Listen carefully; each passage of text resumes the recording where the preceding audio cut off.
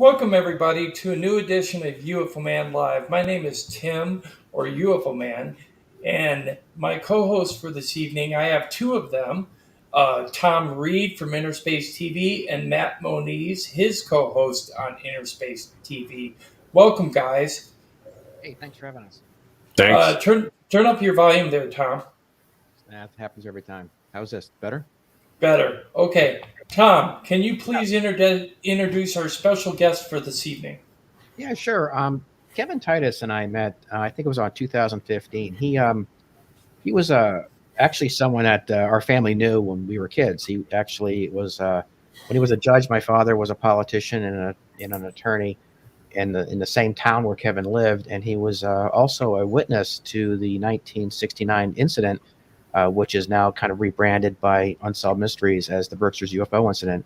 He actually was the one who came across the cattle mutilations, and later on, actually is the one who got our documents sealed and signed by Governor Charles D. Baker in the state of Massachusetts. He actually went to the governor's office and had him actually introduce these documents or reintroduce them as historically, I guess the word they're legal documents now because they went through the court system. So the state's documents went through Kevin's courts, and when they were signed, they're now uncontested legal documents. So he actually helped seal this case as historically true in the state of Massachusetts.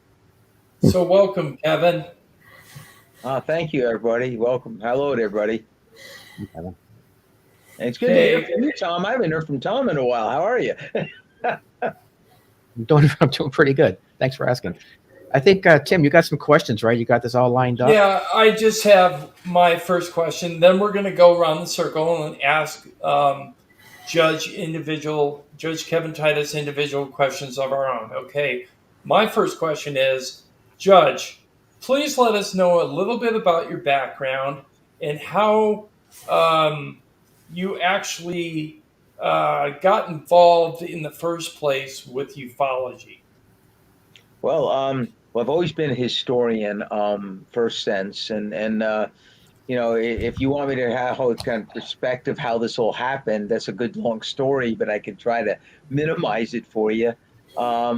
It was in about the summer, I believe, the late or early summer of 2015, where I had recently just come back from my military time, and I was retiring to come back to my hometown in Connecticut, where I became a judge. And during that time, I went to my old haunts, as Thom and I would tell you, like Sheffield, Great Barrington to Ergamon, all that area, because I was interested in like Shazer Bay and stuff in that area. And what had happened was that there was a lot of markers to that incident in the area. And this one particular day, I went to the Sheffield Covered Bridge, and I was walking across the bridge, and there was this like historical marker, big white thing. And I said, "Oh man, maybe that's a campground where Shazer Bay camped in 1787." So I said, "Hey, that's pretty cool." So I went over there and looked at it, and my wife Deanna and I were just looking at the marker, and all of a sudden I read it, and I said, "The first, the UFO thing of 1969," and I was like, "Wait a minute."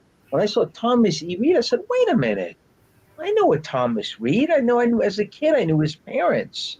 And then I made contact with I guess it was the chief in Sheffield, who in turn got a hold of Thom. And then Thom and I reconnected, and then we got together as to my researching it, him doing his thing, and doing shows, explaining it, getting with documents, and it just went from there. Cool. Thom? Yeah. Your question.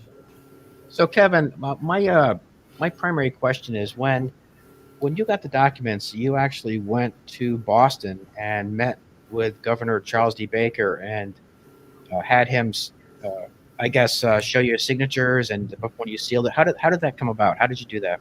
Well, it was a funny trip, or believe it or not, it was one of those things where you come in, you go to the governor's office, and you get all these people that say, "What can we do for you?" And they're police, back security.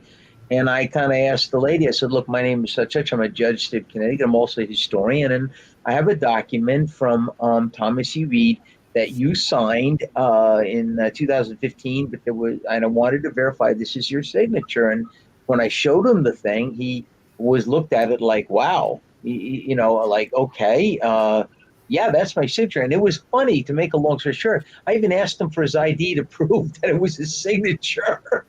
And his bodyguards and everything there. You think, what is this guy trying to do? Well, the point is, he was very socialized, and he was very good about it. And he goes, yes, he did sign it. And I do remember that it had something to do with the one of the documents that Thom had. He can explain it to you better. Was not signed or dated correctly or something. And my job was to kind of um, show that and get that reissued correctly. And when I did it, I stamped and put my seal on it, and I came back and told Thom it was there. See, there it is. That's my seal right there.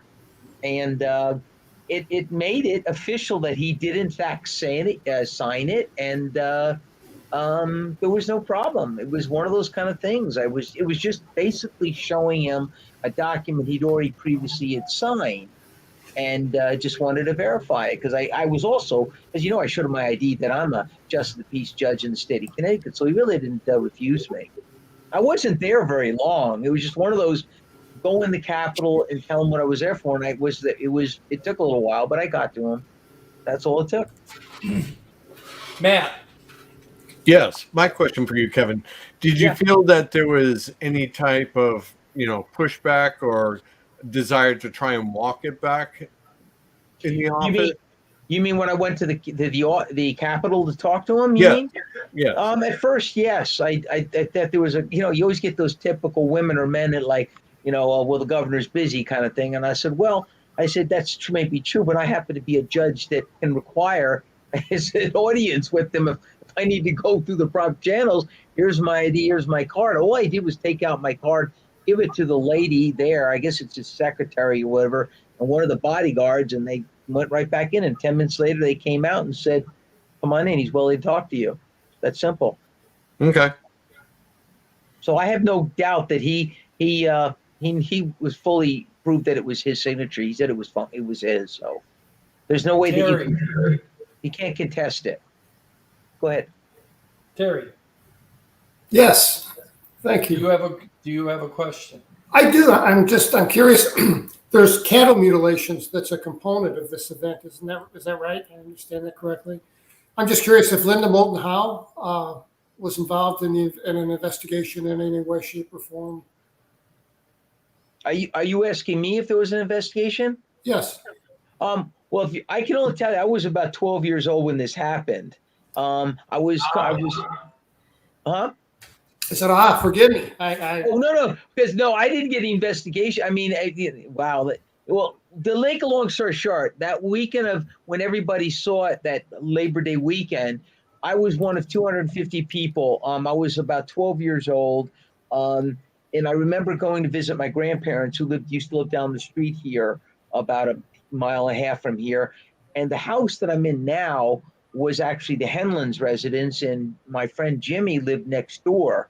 And we were kind of kids hanging out, carrying 22 caliber rifles, and we go up and we shoot, guns all over the place. But what had happened was it was towards the evening. It wasn't dark yet. It was getting darker, but you still could see things. It wasn't sunset yet. And his dad came out and said, look, you guys, we're missing 2 of the cattle that need to be brought down from the plateau, which is their, grazing area. Yeah. So I mean, I wasn't a farmer. It wasn't really my job, but he said, you and Jimmy go up and do it. So Jimmy and I went up. There's a path still there. Everything's still there. And you go across the Hollenbeck River, where there is a big tree that's still there. Kind of hard to cross now, but then it was pretty big. You could get on it. And we went across to the other side, and on both sides there's a little path that has like barbed wire on both sides. I guess it's to keep the cattle from going astray any further. But you go up the plateau, and when you get to the top, it's flat. So Jimmy and I went up there, and we walked up to the top of the plateau. We were kind of fooling around, and all of a sudden, there were supposedly 2 cows that were missing, is what his dad said. And we went up there, and I was like ahead of Jimmy a little bit, and I kind of went to the left. And when I went to the left of the plateau, I saw these kind of cattle. There was one cattle that was on the left-hand side, and it was on its side. I guess you could say, if you're looking for this way, it would have been on its left side. Yeah, like that. And the whole stomach area was not like little. I thought the coyotes or somebody had eaten its stomach section out, all that. But the weirdest thing, it was all pink. It wasn't like bloody red. It was pink, and like kind of like what fat looks like. And it was a big hole in it, like something had come out of it, not gone into it. And I mean, of all the things that, that kind of terrified me. And then I looked and I said, yelled out to Jimmy. I said, I didn't stand around but a couple seconds to look for the other cow. He looked, but before I left, I looked around and there were like 5 burn marks, very big. Kind of like what you would call something would put a landing gear or something real hot and burn the grass up there. There are still marks of where something used to be up there. It's kind of like a shallow. Somebody else owns that property up there now. But I remember seeing 5. And then I ran down the hill so fast. Jimmy was wondering what was wrong with me. And I just ran down and say, let's screw you. I mean, I just ran like hell and ran down. And when I got down to his house, which is still there, they're not there anymore. I went into the house and I called my grandparents to pick me up. I was kind of up with it. So George and his wife and Jimmy and some other people saw something and they looked up. But you see, the one thing I left out was as we came down, we looked up. And what I saw coming down, running down the plateau, was what I believed was some kind of a craft. I thought it could have been an airplane. It could have been a helicopter, but there was no noise. And it was a very dim light. And it was kind of ovalish, shapish. But something. But I couldn't see it that clearly because it was higher than the trees. Those trees are pine trees that can be like 300 or 400 feet tall down that area. So it was just above those. And as I ran down, I got the feeling that this thing was following us down the hill. I could have been wrong, but by the time we got to the patio of the house of Jimmy's house, we looked up and everybody else saw something. And people were calling the police. They were calling the Air Force Base out in Great Barrington, which is now a private air base, which used to be a kind of a top secret air base during the 50s, 60s, and 70s. They closed it in 74. And what was real about that is everybody was calling the police, the thing they called WSBS radio. And by the time you realize there were over 250 people were calling and looking up and seeing something. So there's no way any of those 250 people could all known from what other town was doing. This happened within a 10, 12-mile radius of Sheffield and Canaan, Connecticut. So it happened right on this property, which I have now. And it was amazed me how, something like this was not seen by many more people. But 250 people, that's a lot of people to say, hey, I see something too. You don't try to explain anything when you see it. You just see it and say, well, I can't be the only one. And that's a lot of people to verify. Wasn't even WSBS, they were getting calls about it. It was crazy.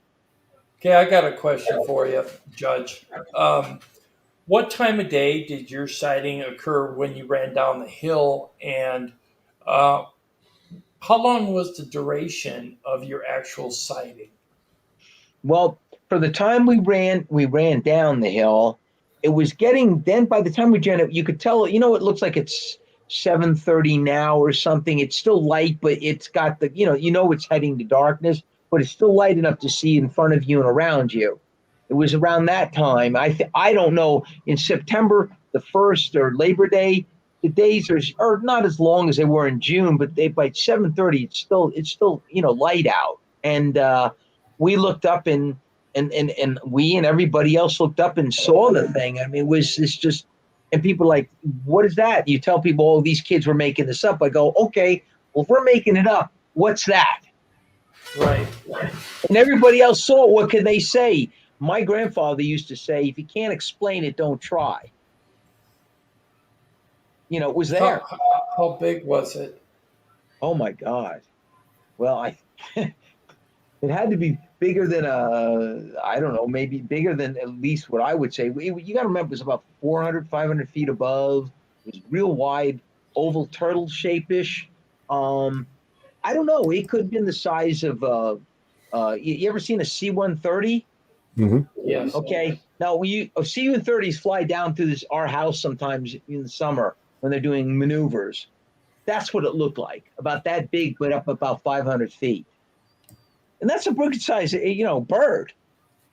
But it had this really weird light. It didn't really blink. It was like kind of like that. You see the light when behind me you said there's kind of a glare? Okay, but it was a brighter glare, like an off-white kind of thing. That's all I remember seeing because I was a little scared. I just ran down the hill. I mean, you got to remember, I was like 12 years old. You're like, what are you thinking? Right. Thom? Yeah, so there was Kevin's right. There was about 250 witnesses, if not more. I think that was brought out. Yeah, that was brought out, I think, when Ancient Aliens filmed on location. Oh. And Kevin was part of that. And so with that, also around the area, there was there were cornfields back then. And now there are, a lot of cornfields. And there's been corn now that grows, what is it, Kevin? I think 15 to 17 feet. You know about that. You still live in the area. I have left the area back, 40 some odd years ago, and I've only returned a few times. But can you talk a little bit about the ground markings and the corn and the markings? And what people don't realize too is where Kevin's incident took place in Connecticut is only 3 miles from Sheffield. So even though it's a different state, he's right on the line. And of course, Great Barrington and Sheffield is where the shopping is. So Kevin is in the area a lot. But I think it's interesting, like you said, there was a 12-mile span where all these calls came in. And if you could talk a little bit about the ground markings and what has been seen and what's documented and filmed about the orbs and the activity in the area and the duration of time this has been going on. There's so much stuff that's still, according to scientists, that's going over in that area. Thom can tell you more about that, but I will tell you that I recall that I went there with my family, my wife and her sister and family, back around that time, 2016 or so. And we went back there in the summer, and they came to visit us, and we took them to the UFO park, and where the plaque and the markers are. And we took them to the field, and which is really strange. And Thom will contest to that. And but we have pictures to prove it. When you go to the field off to the left, the corn stalks can be 17 to 20 feet tall. I mean, then when you go and take off a husk, like a corn cob, they had to be well over a foot long or more.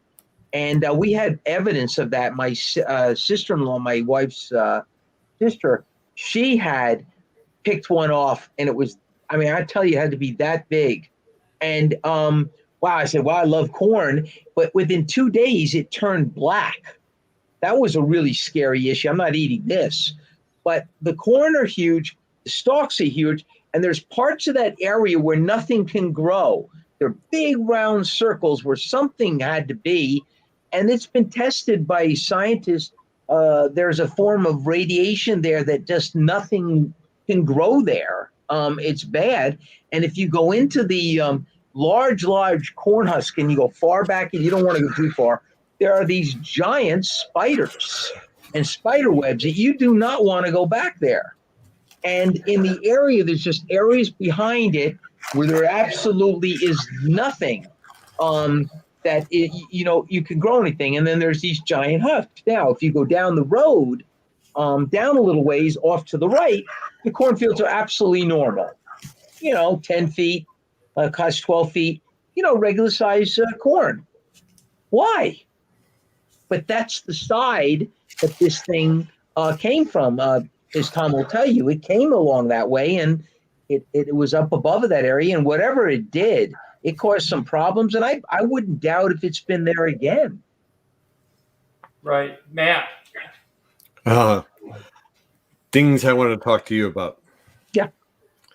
Right here. Soil samples from a particular type of UFO landing site.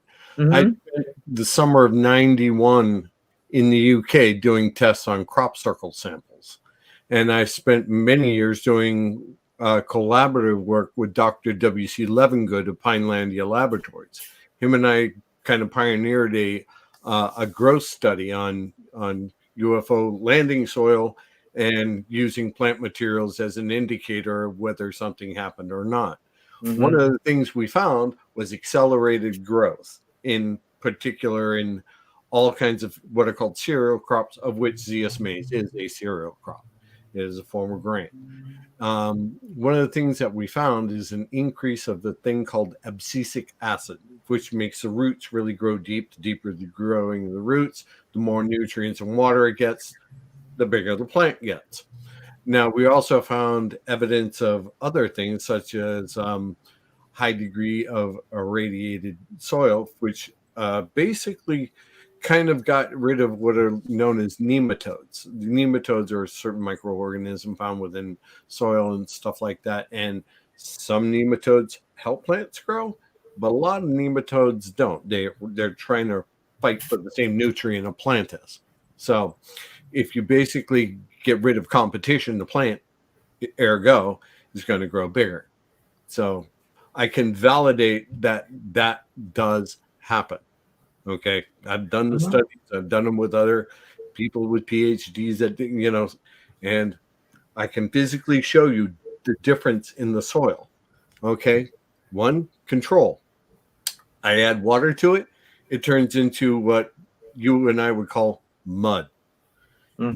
Okay, you take the stuff where stuff happened, you add water to it, and you watch it just roll away. Yeah. Allow it to mix. So when you add some of the topsoil and stuff like that, it becomes, a place unfriendly for certain types of microbes. But a plant, if it sends roots down deep enough to get the water, I would like to go up there and sample some of that, some of the stuff you've got up there, if I may, please. Oh yeah, I would think. Don't you think, Thom? He should get some samples. I mean, you could see it. Thom and I can see it. Even in the winter, you could see the spotches in the areas where nothing will grow there. Just nothing. Yeah, it's strange. I can show you dozens of landing cases and other crop circle places where that is the case. I mean, a couple of places, if you go Google Earth them, you will see where that event happened. Something has affected that local soil and the flora and fauna to it. So, microbial flora and fauna. Yeah, it's been reported across the world that this happens. Yes. Yep. Terry? Yeah, I'd like to ask you, in the days, weeks, months, years to follow this event, did anyone from the military ever make contact with you, or anyone from a federal agency or something?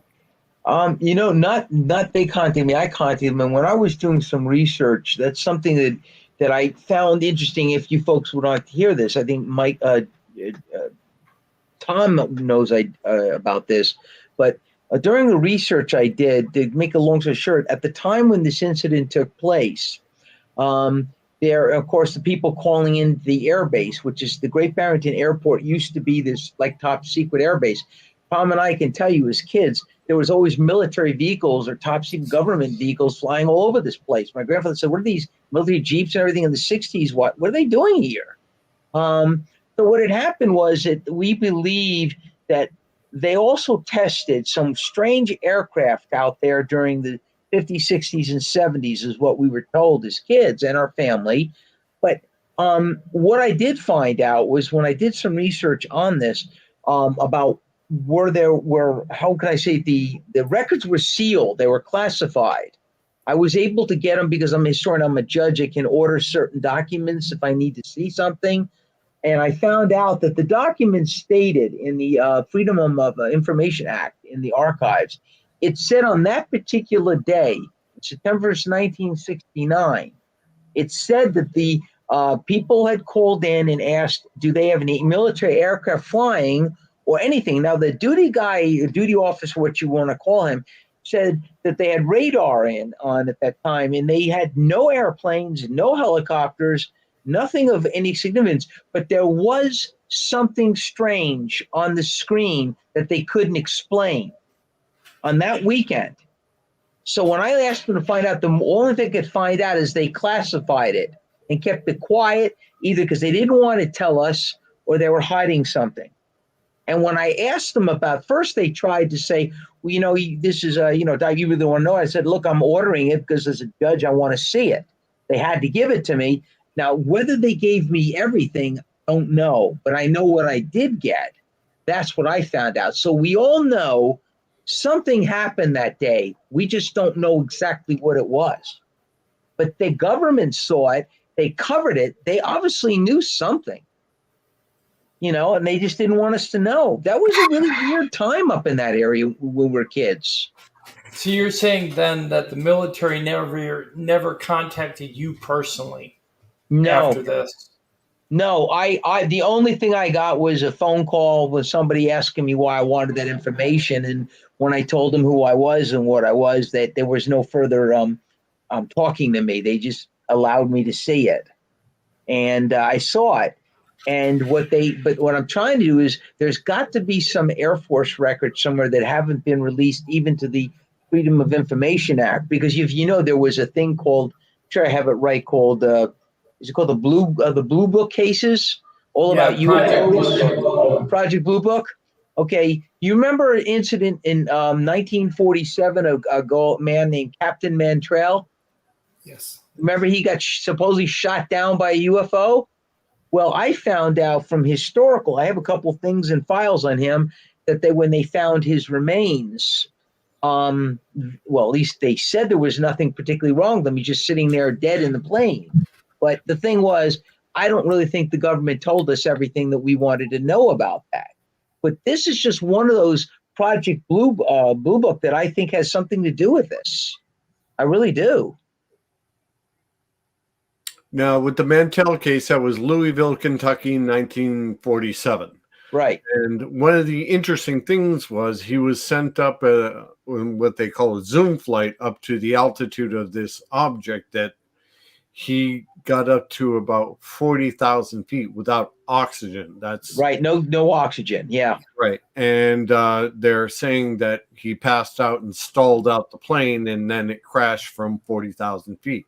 Yet the reports were his body was relatively unmarked and that his watch had stopped. And there's several other, oddities. And the plane was peppered with all of these little micro holes that they couldn't figure out where it came from. And that's correct. Passed off as yet another weather balloon. He was chasing a weather balloon. If I'm not, correct me if I'm wrong, was he not a seasoned combat fighter pilot from World War II? Yes, he was an ace pilot. He had shot down at least 7 enemy aircraft, and it never forgot an oxygen mask when he went above 20,000 feet. He had flown bomber squadrons. He was quite the hero, and he was in the Kentucky National Guard at this time. Correct. He was teaching a flight, if I'm not mistaken. It was right. It was a pursuit training course, but during the training course, they picked up somebody called and said that they had noticed an unidentified flying object, and they sent them up to intercept. Some of the 2 of the 4 of the airplanes had machine guns. The others didn't have any armament at all. So all he was trying to do is to get as high as he can to view them. And according to one of the accounts, or the radio count that he turned in before it crashed, as he said, he could look inside of something. He could see the operators or the pilots or whatever, and then that was it. That was the last they heard, and the plane was shot down, supposedly. So it's a very mysterious case. In fact, I'll tell you more. That when they found his remains, do you know they sealed his remains in a special leaden casket sarcophagus in a special national cemetery where you could go look at the stone, but it's all fenced off. You tell me why? Why? Interesting. Yeah. Okay, I want to take a step back and get back to the case that we are talking about. In regards to you, Kevin. Yes. Are there any more questions in regards to Kevin's case in connection with Thom Reed? Feel free to jump in and ask questions. I don't mind if everybody just goes ahead and speaks. Go ahead. Oh, you mind? Yeah. No. Okay. So Kevin had touched earlier about a lot of the government in the area and that sort of thing. And there's a few things that haven't actually come out. I mean, for instance, the Goodwill message that was left on the moon. was manufactured in the area as well. At just 6 weeks before it landed, it was placed on the moon by Buzz Aldrin. And not only that, but there's also mining that has been done there by our government, which even the magnesium, I think it was sent to Oak Ridge, which was used in the atom bomb. Mhm. Underground base where there was a petroleum spill. I know Kevin uncovered some of that as well. So maybe, Kevin, you could talk about the government in the area. I mean, it's surrounded by governmental manufacturing facilities, but more so, there's been a lot of mining, and Mhm. there was a plutonium spill, correct? Yes, what they see is the mining over here. They still have these quarries around here that are still have. They don't want people in there. It says U.S. government. You can't go in there. And I one day was able to get in there. Someone left the fence down, and I was able to go in there and see in the quarry all these old equipments and things from the 50s and the 40s that have been left in the quarry, and giant chunks of this weird stuff that's made out of lime. And what it does is it was used to ignite the atomic bomb that was manufactured in 1945 at the end of World War II to bomb, Japan. And it was manufactured and it came out of here, Falls Village, Lime Rock area. And they made it here. And during the 60s, there were all these government people lived around here. Jeeps were all over the place, U.S. government and everything. And they would go to these quarries, which is not just far from my house down on Point of Rocks Road and Sandra Hill Road. I mean, there's still quarries there, but they're sealed off. They don't want people going in there. And we know about that. We know that it was called an ingot, is what they called the magnesium ingot. Okay, and then there was another thing that they would do is they would take this stuff and they'd ship it down, as you know, down to Tennessee and then New Mexico to use the atomic bomb. Later on, as I said earlier, in this area, there were the base in Great Barrington, which is now a private airport. You could see some of the leftover air domes from the 1940s there, and this is where I was told and researched that they used and flied all kinds of weird aircraft, and people saw this stuff back in those days when I was a kid.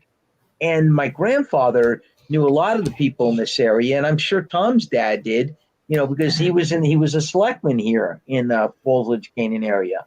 And there was so much weird stuff. And quite recently, I guess, Tom, it must have been, I told you of an incident probably first came home about 2012 or 13, where the Lime Rock quarries, as I noticed, we were driving down. They have a historical park down there where you can see markers about the Ames work, where they make cannons and cannonballs during the Civil War and that kind of thing. And it's a park which has a kiosk telling the story. Well, when you're walking on the trail, there used to be what was called a train turnaround or a turnabout. Okay. And one day I was down there in the fall, and there is no way to get out. There is nothing but a huge swamp and the falls on the right. And I went there and it was black SUVs with U.S. government plates.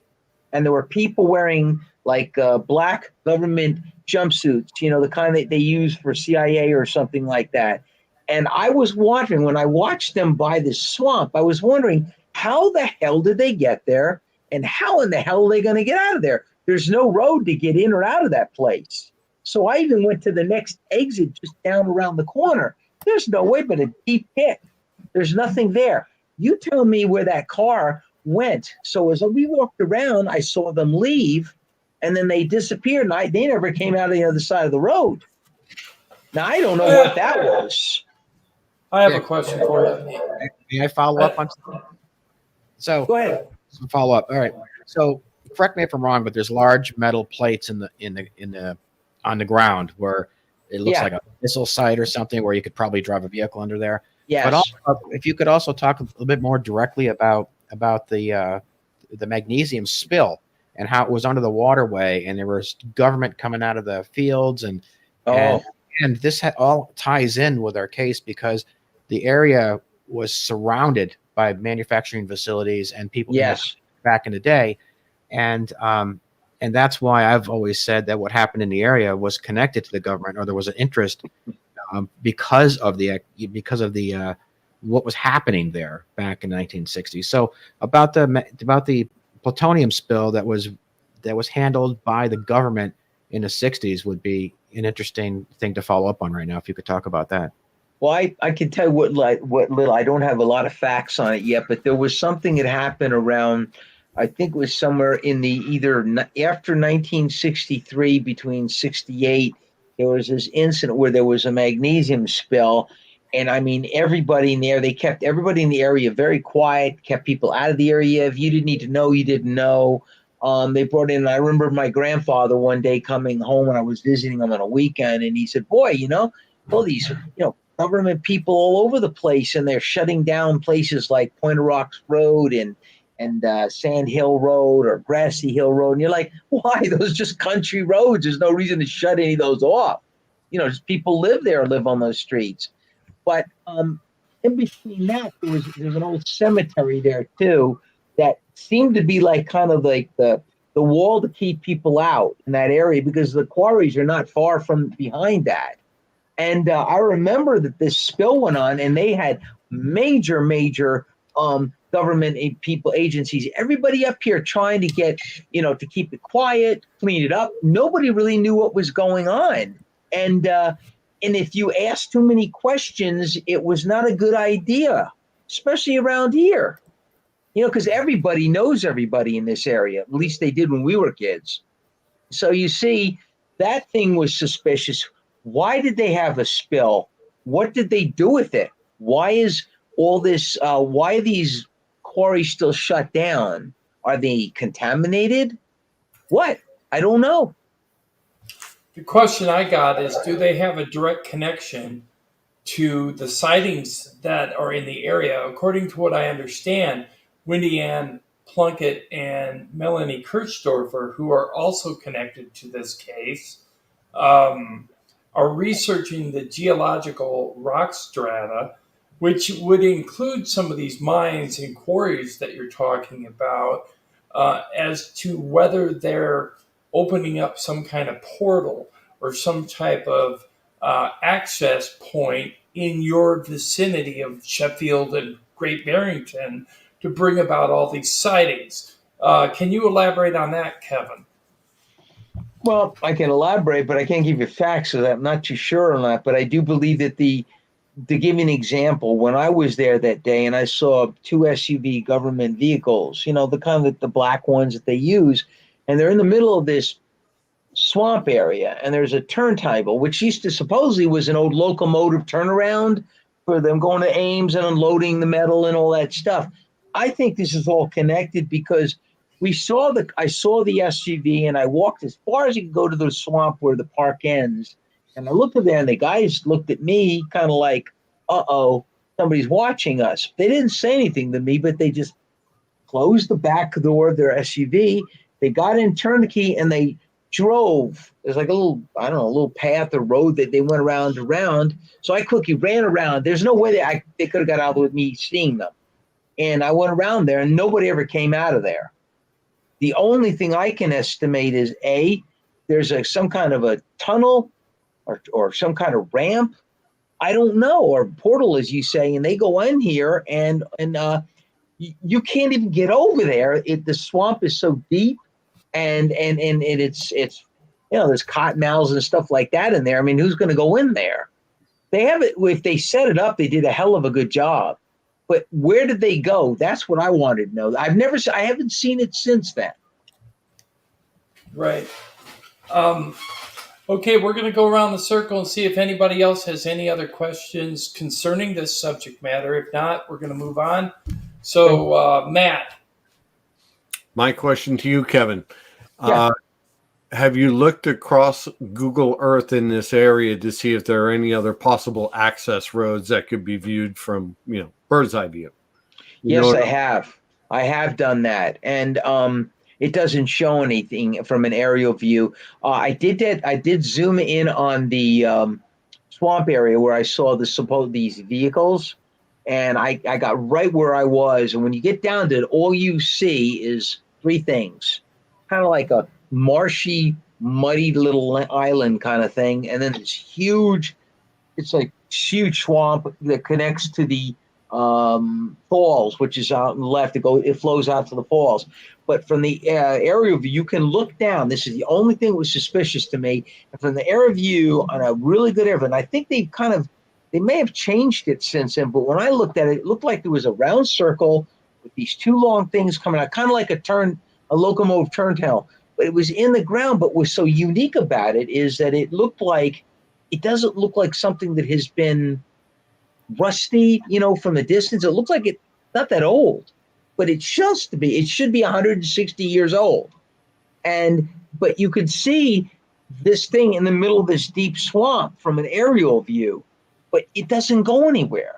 It's just like somebody just a dead spur. Right. Or just a grave site for an old piece of machinery, a watery grave. That's all it said. I don't understand. I just remember them going around the corner, and I ran around the other corner to see if they could come out. There's no other road. It's nothing. Where did they go? I really would wish I could find out. But my gut feeling is there used to be a little red sign there that used to say dangerous or something, and also U.S. Government Reserve. Little red sign used to be on the other side over there. Like they want us to know that belongs to the government. In the middle of a swamp? Strange. Very strange. I really need to go back down there and check that out again. Could you check with the recorder of deeds or register of deeds, whatever they call it in Maryland, and find out who owns that land? Or do you know it's Bureau of Land Management? Or I never did that because there's no one ever since this COVID stuff's been going on, nobody's ever at the town hall to ask anything anymore. But I'm going to make a point to call my friend who's the town selectman now, the mayor, and ask him if he can look that up for me. That's an interesting point. I really think I'd like to see if anybody owns that. If it says U.S. government or Connecticut government, you got your answer then. Well, the Department of Environmental Protection or whoever controls your wetlands who does have it. That's right. Well, they have a lot of control over the Robin Swamp area, right? You know what I'm talking about, Tom? The Robin Swamp off of what is that? I'm trying to think of that. 120. I mean, I've been looking into this for a long time, and even I've walked that and found large metal plates, if you would, or steel plates in the ground. And I remember seeing a sign that said "Government property, do not do not trespass." Right. And I have talked to Melanie a lot and Wendy Ann, and we all believe that there is something to this ground, or feeling. I think it's more government what's underground. And I do know that there was a spill, and the reason the spill that we were talking about earlier, the reason there was a big concern about that because it was under, like you said, the swamp, but it's also there's a waterfall there where the falls, water, and there was a concern that whatever that spill was, plutonium, magnesium, whatever it was, could affect the water. And that's right. Yeah, and to Matt's point too, he was talking a little bit about the radiation and the interesting growth, and how the deeper the roots go, the more nutrients they get, which I find interesting too, because where the corn grows to a good 15 to 17 feet on any given summer, in that only in that area is right next to the Housatonic River. It's only 30 feet from the river, right, or 30 yards from the river, whatever. That's a little patch of area that really grows that big. So it does make sense that if they did get affected by whatever happened in the 60s, or the soils affected, that that corn itself, would. That's it right there. That's be able that's to. they say that's contaminated. But it's also getting an awful lot of water. So it's been affected by what happened in the 60s, and it's able to access water at will, because not only does that image you're putting up right now shows the water very well contained, it floods a lot. So that too also gets very swampy. So a few things are coming to light here, that the corn is actually affected by what happened. It's getting additional water because it's so close to the river. And that also this water that's contaminated also is what runs through the area where the magnesium or the plutonium spill was. It's the same body of water. Yes, it is. Toxic. You can't even eat the fish out of there. So where did that contamination actually come from? It was said once that it came from a paper mill, but I find that one paper mill could affect a water of this, this magnitude 50 years or so. That we're talking about a paper mill that shut down in the 60s. So, again, I do agree with Melanie and Wendy Ann and you, Kevin, that there is something to what's happening underground, which is affecting the area and drawing attention. Yeah, he's great. In fact, I've always asked people over by the bridge here in Sheffield, UFO Park. They fish and they never catch anything. I don't think there's any fish can live in that water. Would What you do you like think? me to test it? Would you like me to test the water for you? Sure, it would be great. Okay. Definitely. And you got to go check the soil over on the left side cornfield where these things, the burn marks and where things won't grow. You got to go check it out. I'm going to bring up something here. Close-up UFO encounters have caused environmental changes to water, to land, to air, and to people. Mm-hmm. So it's a very good possibility that some of the contamination, although it be originating from like the magnesium deposits and such, could have also come from the vehicle that both of you saw and your families saw on that date back in '69. So it all ties in together, which is very interesting.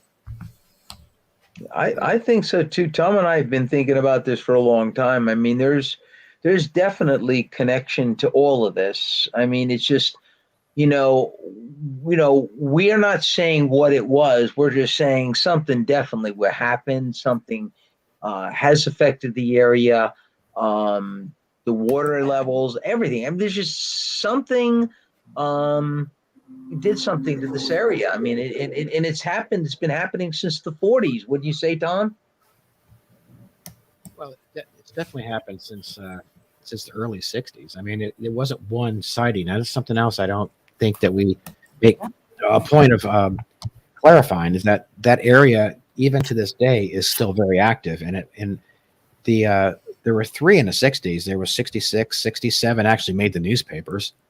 And then there was a '69 incident, which everybody saw because it happened to be a holiday, and a lot of people were outside, having barbecues with different people, and that's why that one made the noise that it did, because a lot of people saw it in groups of people that they didn't normally socialize with. And during that time, there's a lot of government in the area. There's a lot going on. The moon landing, the stuff was made right there in the area, magnesium spills, and the one thing that seems to be a common denominator here is the river. Mm-hmm. The craft, if you looked at Unsolved Mysteries, which you were also cut out of, by the way, and I'm sorry you were, because that was unfortunate. But for those who don't know, Kevin was actually filmed for Unsolved Mysteries, Berkshire's UFO, and for some reason, didn't make the final cut there. But if you watched Berkshire's UFO, they actually had a good time. There was the one good thing about it is it showed the direction of the craft and how that also followed the Housatonic River. It came to Mansfield. It went through Lee, Stockbridge. It was, Great Barrington. It came into Sheffield, and they ended it in Sheffield. Although it continued to Canaan, Connecticut, which is where Kevin lives, where the cattle mutilations were. So they cut out that whole section about the cattle mutilations. But I found it interesting that even the craft, if you start putting this together, even the craft followed the waterway, and it is downstream. It actually followed the water from, I would say, probably. I'm going to guess maybe 50 to 75 miles. And of course, then there was the incident and the witnesses in Pittsfield. And then there was, Jan Green and Great Barrington. The radio station started to broadcast, put people out there, please call the radio station to let us know what's going on. And that went by Lake Mansfield, where Melanie encountered the craft near the lake. And then it came to Sheffield, which was seen by the Pauls, which have not been too public. Gina Paul and her family, they were out having a barbecue. They saw it. And then we ran into it, and then you saw it again. So it actually seemed to have, if people take a look at this, it looks like it started in Canaan with the cattle mutilations. It then went up to Pittsfield and then came back down the waterway. So it's almost like it went from the bottom of the Housatonic River where the magnesium spill was and the marsh that you're talking about, and then went back to Pittsfield and then back down the Housatonic River. So it kind of made a circle, about a 70-mile circle. Mm-hmm. It's amazing how that I mean, it's obviously the facts are there. You make them what you want, but the facts are there. I mean, something definitely happened. It was seen by many, many people, and most of those people didn't know anybody else who made that report. And the gentleman at WSBS, we wish we could find those lost tapes of what he said and what people said. We know they're somewhere. We just don't know who has them or where they are.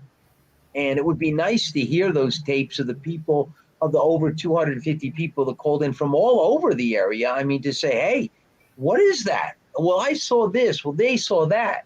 And it was recorded. So there was no doubt something happened that weekend. Definitely. There's no question. So most of those recordings are probably classified now, I'll bet, because if you can't find them, most likely that's where they're at. Or Well, they're actually in Arizona at Tom Jay's family's home. They actually reran them in the 80s. Oh, okay. They weren't erased like people had said. They actually had, and now they might be gone now, but I know that in the 80s they reran a lot of the tapes. By the time this incident went before the United Nations, they actually had rerun the broadcast. That's right, they did. Terry, from your perspective as a vetted alien experiencer, in my opinion, what do you think of all this? I think something really spectacular happened in 1969, and I'm just glad that we have, somebody like a credible witness, like you, Kevin, that can, step forward and give information, and people will be more accepting of your, I want to say testimony, your story, more so than the average person, like myself. I mean, so yeah, I mean, I think that brings a lot to the table. I haven't had cable TV in 15 years, so I don't watch Ancient Aliens unless I, catch an episode on YouTube or something. Yeah. But where again was this? This was documented on a segment of Ancient Aliens. Yeah, I was really proud of the Ancient Aliens thing. It was season 13, episode 9, called "The Taken," and it was excellently done. The story I got my part was told. I got enough time to tell the story. I think it was well done. I mean, we could always use more, but at least they didn't hide that part of it, and it made a lot of people wonder, like, wow, somebody certified this thing, so it's got to be, a real thing, and it is, and it was. I loved it, except I don't go into it much, but Unsolved Mysteries in me, I did a whole 10 hours of filming with my thing in the Dewey Hall in Sheffield, and it was wonderful. The director thought it was great stuff, all of the stuff I said, the witnesses, and I told them, and then none of it was used, not 1 minute of it, but they would talk about somebody else who, in my opinion, I don't know if I would hire him for a dog catcher, but I mean, these are the kind of things. Thom knows what I'm talking about. I'm holding back about how I feel about. Yeah, I understand. I appreciate that. One thing I want to say is that the credibility of both Terry Lovelace and Judge Kevin Titus, because of your titles, it carries weight within the UFO community. I mean, Terry used to be an attorney general. Assistant Attorney General. That's way up there. That's very powerful position. And the fact is, he is super credible. He has always told the same story about his abduction. Straightforward, factual. So he gives credence to the case. Tom Reed, on the other hand, no. Tom Reed is an awesome, credible person. He tells the same story all the time, so he gives credence to the case.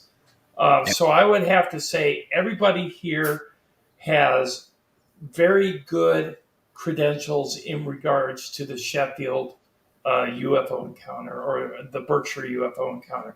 Matt is our resident scientist, and he is super intelligent. So if anybody in the chat has a question with him for him in regards to this case?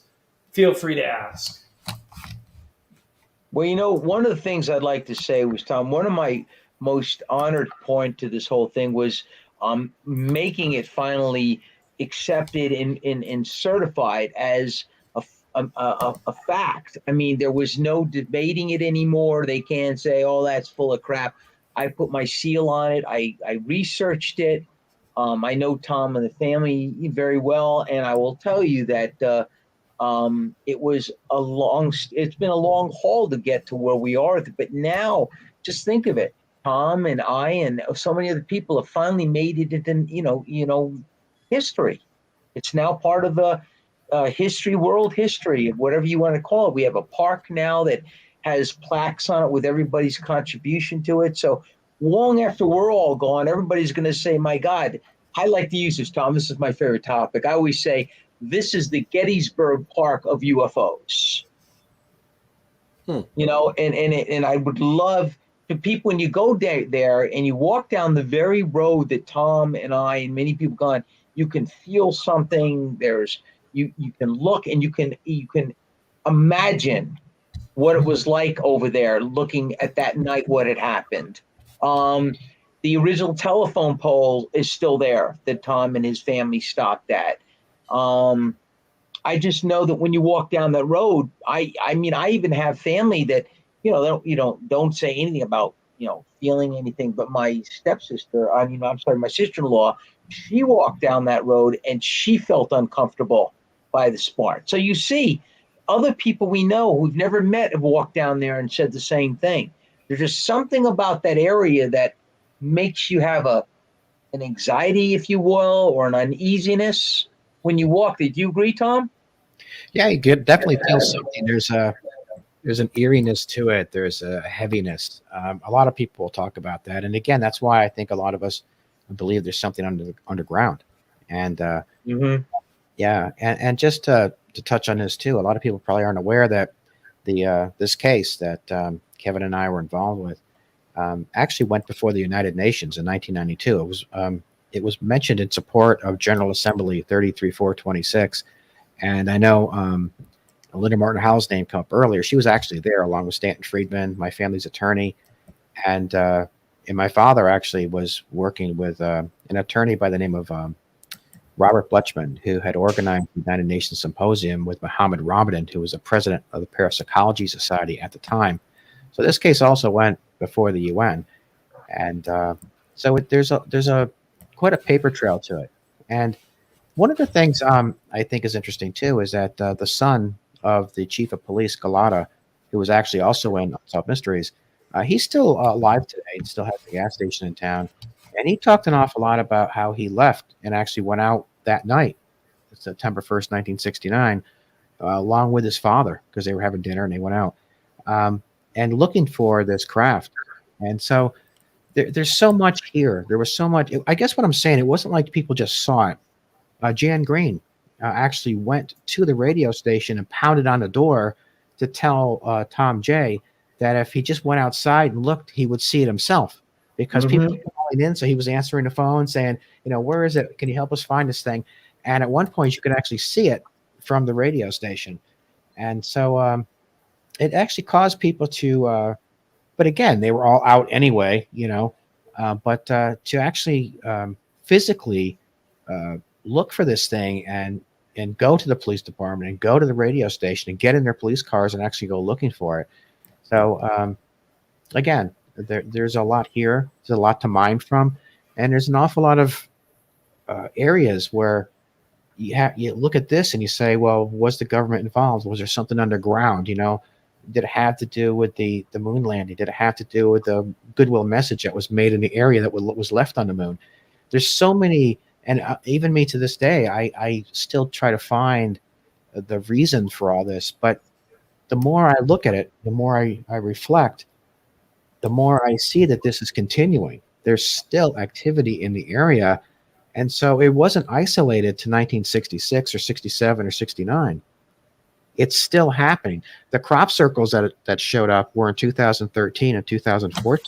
It grows the way that it does, is recorded pretty much every single year.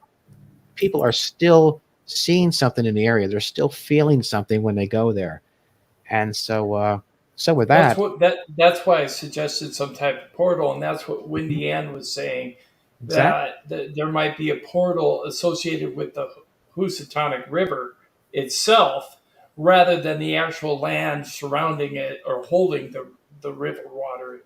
Yeah. That it's coming from within the water or underneath the water, something to do with that. And the theory I had is perhaps the contamination in the water is some type of remnant.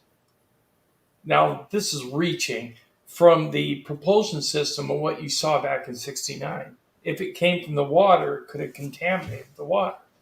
Yeah, there's no reason the waters would be so contaminated, 50 years later.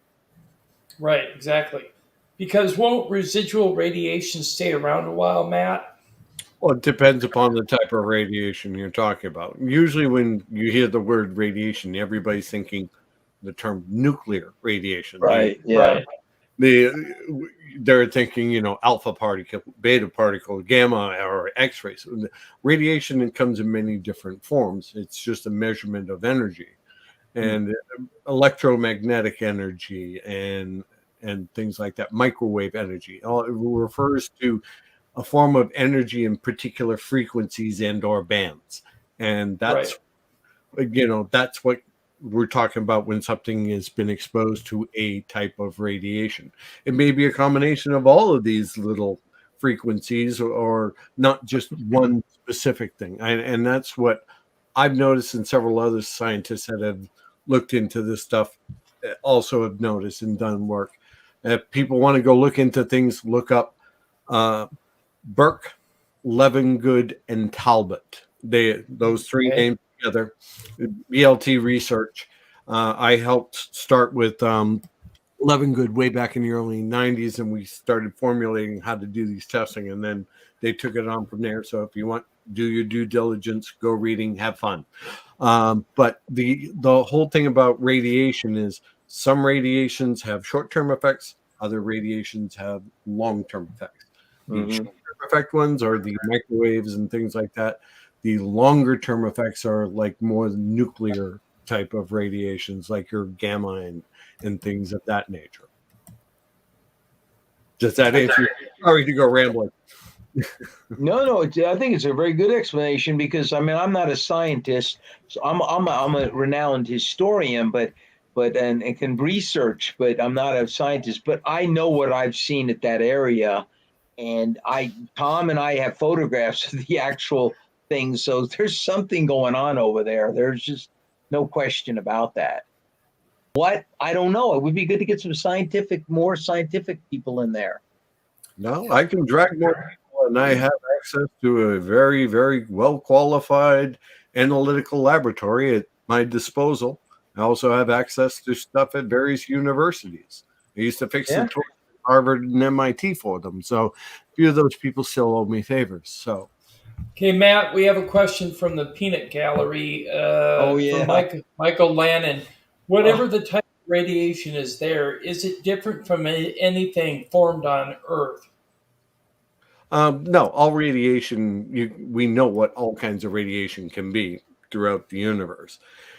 Being able to generate a lot of it is something maybe different than here on Earth. I mean, we have the ability, like what we're doing now with CERN, but some energies take a lot of power, stuff that we don't have the juice for yet, or we do, just it's a massive size. What we got affecting these areas is something that has a lot of juice in a very confined little space, and we don't know how to do that yet. Or they're holding it on us. Do you think I'm sorry. Go ahead, Thom. Do you think it's possible that this idea that the waterway is so polluted and toxic, or because of that, it keeps people out of it, because there might be something, an access point or a portal of some kind that is connected to the waterway itself? And then my second question to this, Matt, is what type of radiation or toxic, the toxic levels that are connected with this waterway, which there's really no reason for it in a lot of ways. Think about it. I mean, that what was said to have made this water so toxic in the first place was a paper mill back in the 50s and 60s. It's 50 years down the road, and you still can't eat fish out of there. They keep people out of. The FBI was swarming the area not too long ago for Right. what they were looking for something. It was on. Yeah. Well, So- we all know that, toxic compounds can stay in the environment forever. I live 20 miles from an area called New Bedford, made famous by Moby Dick, Herman Melville. Yeah. The Acushnet River there is filled with PCBs. You cannot eat the fish from there. PCB, polychlorinated biphenyl. Yeah, it's just you cannot eat the fish from the river. So, and that happened from stuff 70 years ago. So when you got things like heavy metals, such as things like mercury and things of that nature, which is used in the paper industry, you do also have magnesium and things like that, but magnesium is generally found naturally within the environment. So is mercury, but not in a great concentration here. But yeah, long-term effects. Once something is affected by something toxic, it takes a while for it to basically work its way out. That's what I spent several years doing was, fake chemistry and metabolism chemistry and aquatic ecotoxicology. So I used to test the fish that came from acutely toxic environments and see what happened to them and how they got in, the materials and how long it's going to take for it to fix. And I can tell you sometimes when things are hit with metals, it will be literally eons before it's done. Eons. We have a comment from QVid in the chat room. He says, going back to mutilations, cattle stomachs swell after death to a buildup of gas, and a small hole made by anything will rip in a perfect line that will look like a surgical incision. Any thoughts? Oh, I could give you an answer like that. When what we saw was not surgical. It was, you thought at first that it would have been coyotes or something that are quite abundant in the area here would have torn this cow apart. But it wasn't like that. How can you account for where was the lack of blood? Why was it pink? Why was it look like it come from the inside out, not outside in? There was nothing, just a massive blubber in a sense, or pink. That's the way I looked at it as a kid. But I didn't see any blood, like you would if you would an actual coyote would tear something apart or a wolf would tear it apart. This was very strange. That's what frightened me most of all. How could something like that? I wasn't the only one that saw it. That's the funny thing, because I happen to know. Here's another thing.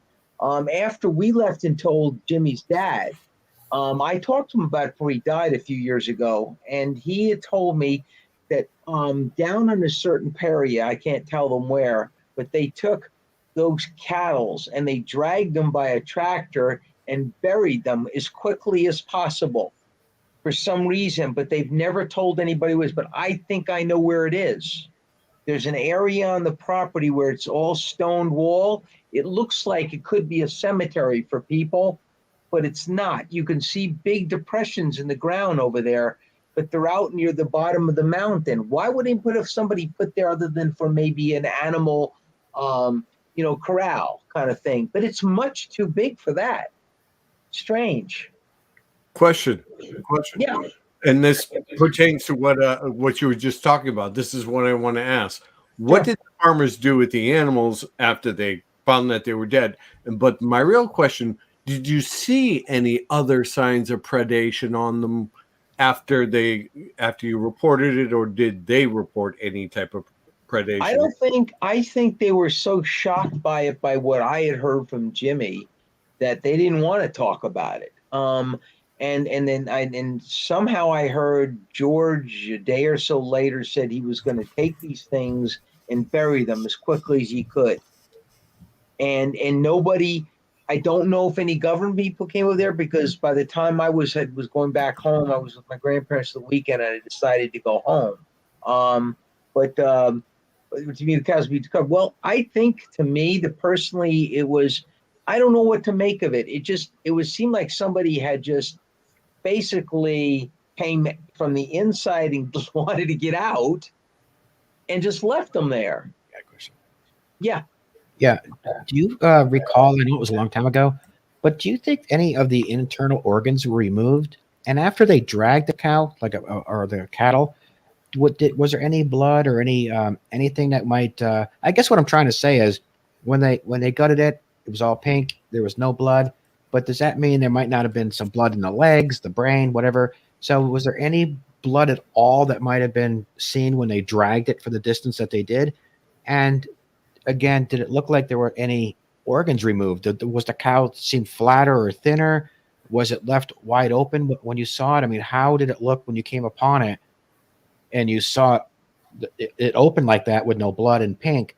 Was it like torn wide open, or? And yeah, so there's a couple of questions there. I'm trying to tell you from a 12-year-old's perspective. When I went out there, I remember the first thing, because remember, I told you it was getting towards, evening, but it wasn't dark yet. When he came up there, it looked like, how would you take, like, if you took a bunch of, like, fat, okay, just fat, and it's just whole hanging around this big open hole, okay? You might have seen some bone, like spinal or the chest cavity, but you didn't see any organs or anything. It was just a massive whitish, pinkish hole. That's all I remember about it. If there was blood, it didn't look like it to me, and that's why I think that George and his buried them quickly for some reason. Maybe he was frightened of it himself. Okay, I gotta add something here. Marcus Lim from the chat room said, "What perplexes me is why would they return the mutilated cows to be discovered if they have that sort of technology?" Any thoughts? The cows were just sitting there, laying there. That they were just laying there. I don't think anybody intended it to be. I don't think they wanted to take them on a joyride or take their remains anywhere. I think they just were, whatever. If it was curiosity, they did it, left it, and went about their business. Because, as I said, after we saw that, we they looked up. They got the parts they wanted. Didn't need the rest. I would assume that makes sense. But looking up, when we ran down the hill, it looked like it was following us as we were running down the hill. Now, it might have been just staying in over above us, but it was the most frightening thing I remember as a kid. And I didn't even know about science fiction movies back then at that age yet. My parents wouldn't let me watch them, So I would have to assume that whatever we saw then was real. I mean, I don't know why the cattle was torn. I didn't see the other second cattle. Jimmy did, because I ran so fast. And I think he saw it, and then he told his dad what he saw. And I said, you can find the two cattle on the top of the plateau, one on the right and one on the left. And he went up there with a tractor, I think, the next morning, and they dragged them down the long way. That's what makes sense, because you take the tractor across the river. It's called it's not the Housatonic there, but the Housatonic, the Hollenbeck, and it connects with the Housatonic. And what it does is they went over, and you could cross over there. I used to cross it when I first moved here and go across the other side. And you can go up to the plateau, come back down, and there's that big fenced-in area, rocked-in area, which is like kind of close. And there's big, massive holes or depressions. I would assume that might be where he took them.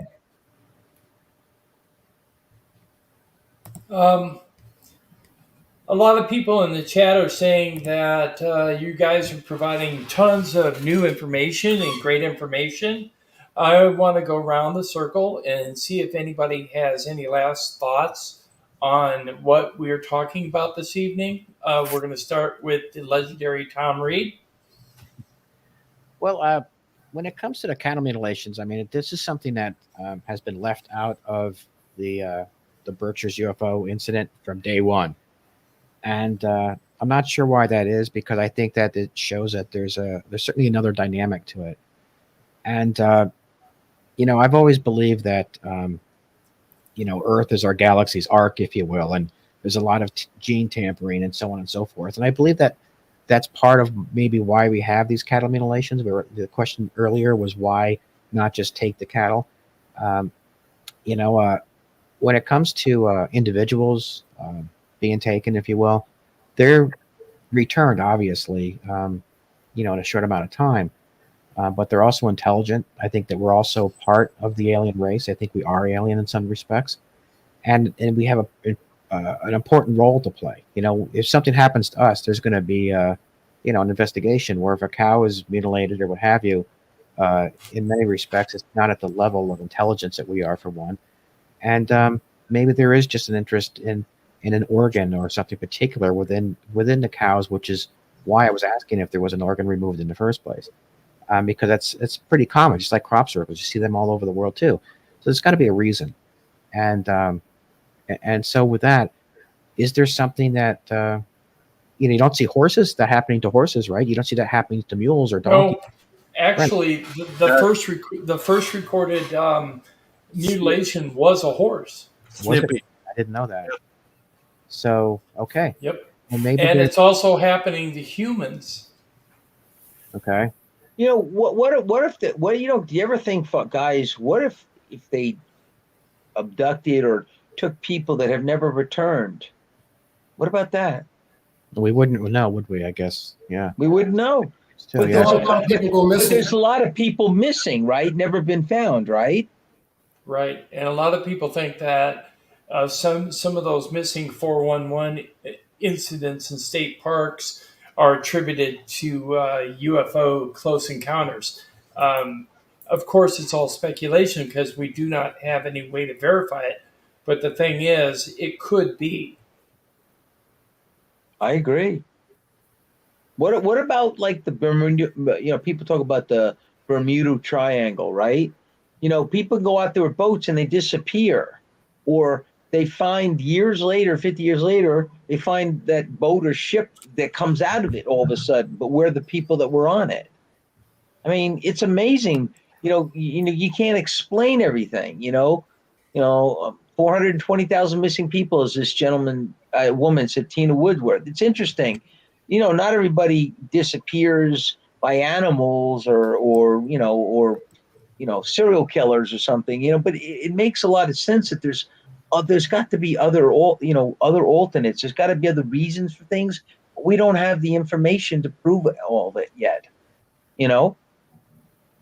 That's what I see. But the fact is, we know what happened. We know what happened in 1969. Even if you can't explain it completely, it was seen by so many people. You can't condemn it. You can't say it didn't happen.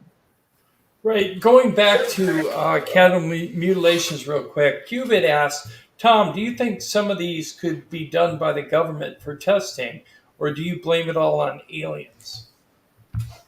Well, first of all, I think the government has a lot of money, and if they wanted to experiment on cows, they could probably do it in a more sterile environment, something not out in the open.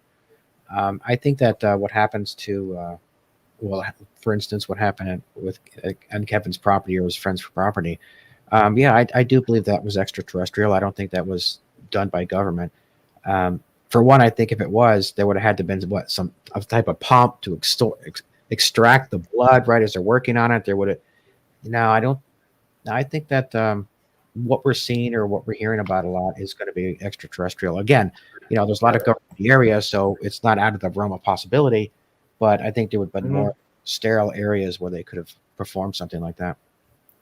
I might Thanks add, for your answer. we're talking about what reason would ET have for doing this and not disposing of the cattle, but leaving them there? Why make this, like a staged crime scene? And when I look at it in that regard, my thought is because they can. Because they can, Yeah. never been caught at it. They're really, really good at it. I think that there's a message there that, And it must happen fast. I think they operate from a different set of ethics than you and I, but I think it's a message that we can do. Linda Moulton Howe actually stated that some of the animals have shown signs of being dropped from a great height because when they find the carcasses all the bones are shattered. So it's kind of like it had to be a great impact. The thing about it is also they have stated many times that there are no signs of any type of animal tracks, cattle or otherwise, around the carcasses itself. So how did it get there? It had to have been dropped. That's a good point. You know what? Yeah, that's very, very good point. I never thought of that. Could have been dropped from such the vehicle that we saw. I never thought of that. But my gut feeling, the fact that I saw the burning marks, the big, round, circular type where like landing stilts would go, I would have, I thought, maybe this is where they landed or they did their duty or they dropped it, pushed it out. I mean, it's possible. Any of those theories are possible. Right. I just know that it was there, and we don't know how they got there or why. Why didn't they take the other, like 15 head of cattle? Just took these two. Wow. That's So what we don't understand. That's the information you left out. Did they take the other 15 head of cattle? No, that's the thing. At the normal time, the cows came down the hill, because they usually know when it's getting dark. They come down. They know it's for some reason instinct. They know it's time to get fed in their barn, right? Right. So they got a habit. Right, and then one or two of them want to hang out and maybe graze some more. They like it out there. But the point is, why did they go take the other 15? I think he had like 18 head or something at the time. I'm not really sure the number, but there were those two were the only ones that were found. I don't know why they didn't take the others. And they didn't seem to be terrified, the other cattle, because they already came down before the two were found dead. Strange, Yeah, but it brings up a good point. Yeah. Because if the cattle are removed, just like humans are, and taken aboard, that would explain why there's never any blood. They're drained somewhere else and then brought back or left where they came from. That makes perfect sense. But I just remember vividly in my eyes seeing which was pink blubber, pink fat, nothing like, you would see of an animal that had been mutilated and torn apart, blood all over the guts and, pieces all over the stuff.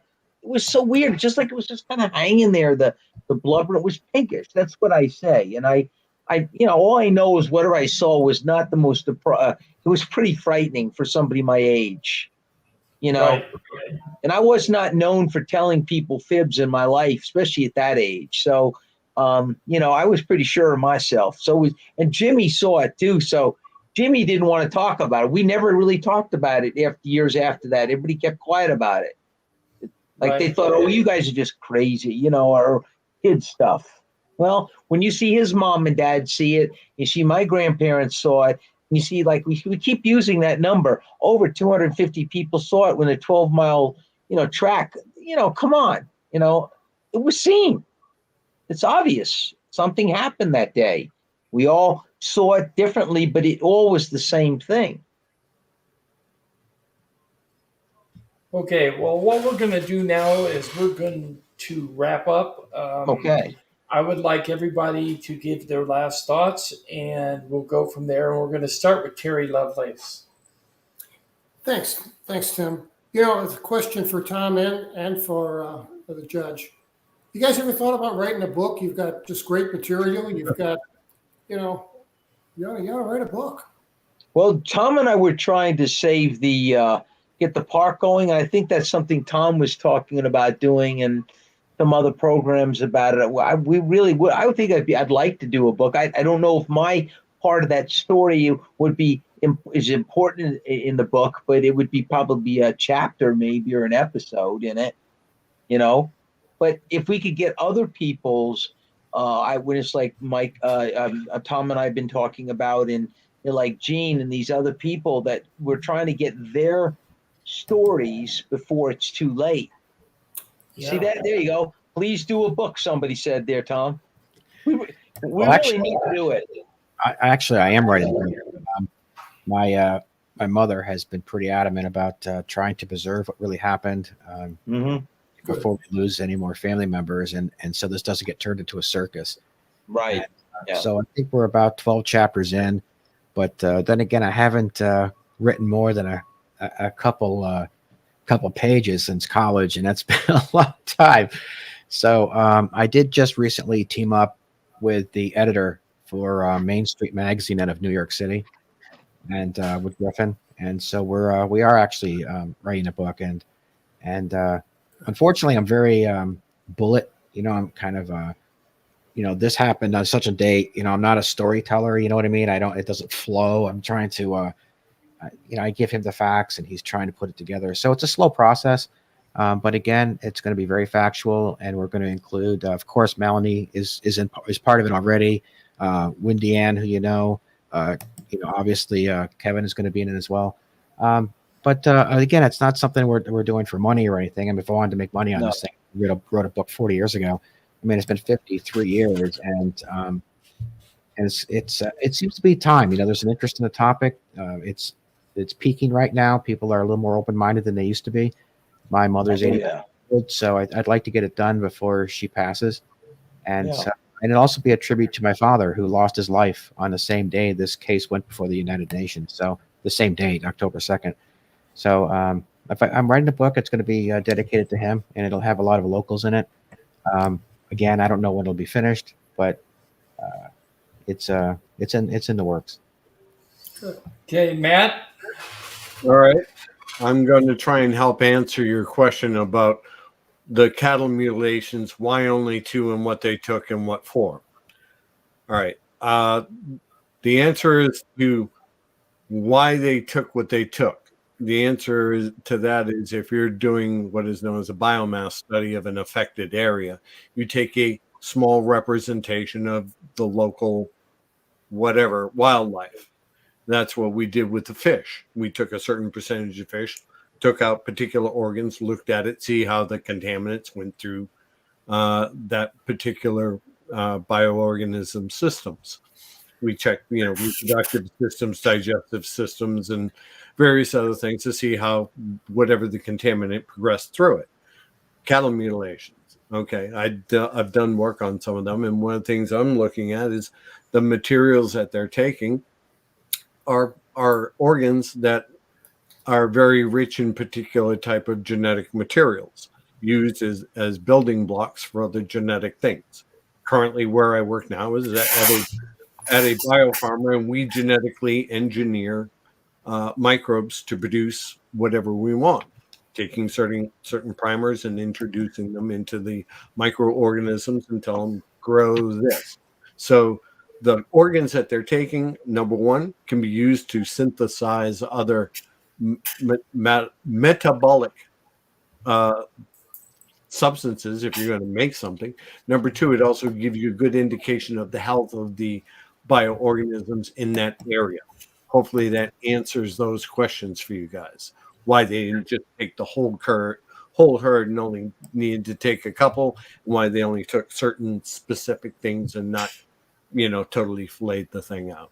Hopefully that helps. And I'm sorry for rambling.